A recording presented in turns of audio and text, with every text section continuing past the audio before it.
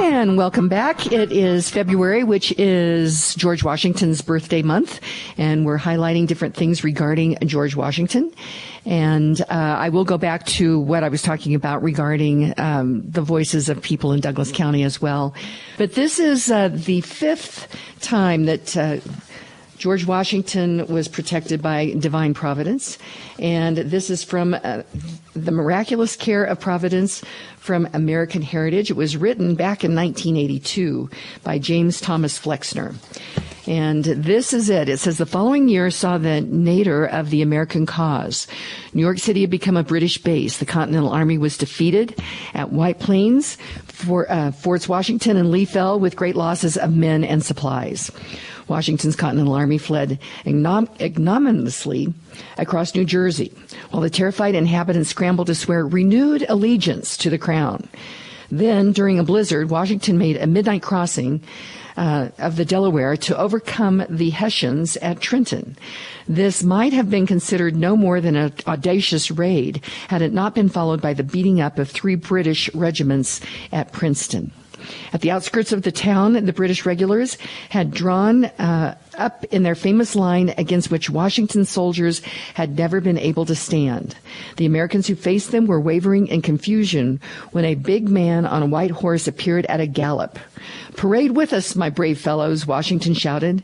"There is but a handful of enemy, and we shall have them directly."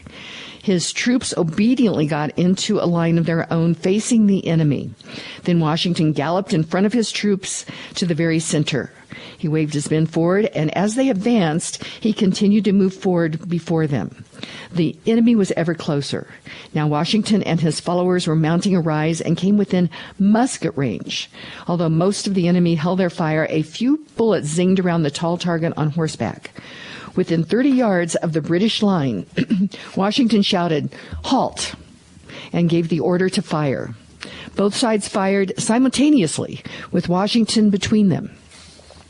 His aide, Colonel Edward Fitzgerald, covered his face with his hat, for he could not bear to see the commander-in-chief killed. When all the guns had been emptied, the firing ceased.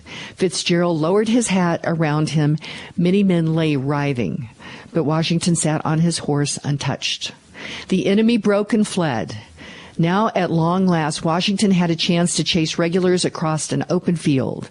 Shouting, "It's a fine fox chase, my boys," he started after the enemy on his powerful charger, so unexpectedly and so quickly that no one followed him before he disappeared from sight.